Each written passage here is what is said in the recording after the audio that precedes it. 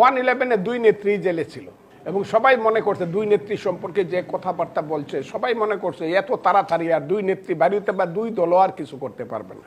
কিন্তু in a fine morning আপনি কি দেখলেন দুই নেত্রী জেল থেকে বাইরে হয়েছে এবং দে আর দ্য লিডার্স এবং তাদের ডিসিশনে ইলেকশন হচ্ছে। আমি 2008 সনের কথা বলছি। পলিটিক্স এমন একটা জিনিস, 1969 সনের 21শে ফেব্রুয়ারি আমি ছাত্রলীগের সাধারণ সম্পাদক হিসেবে আমি কিশোরগঞ্জ জেলা আন্দোলনের কনভেনার 11 দফা আন্দোলনের 21শে ফেব্রুয়ারি পর্যন্ত 1969 সনে আমি ফজলুর রহমান ভাবি নাই যে বঙ্গবন্ধু কালকে জেল থেকে বাইরে যেতেছে। তখন বঙ্গবন্ধু হয় নাই, শেখ মুজিব, কল্পনাই করা যায় নাই।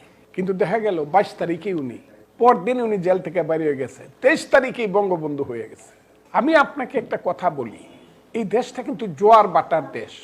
মানুষকেও বলি এই দেশ 2500 বছর আগে একজন মহাবীর এসেছে।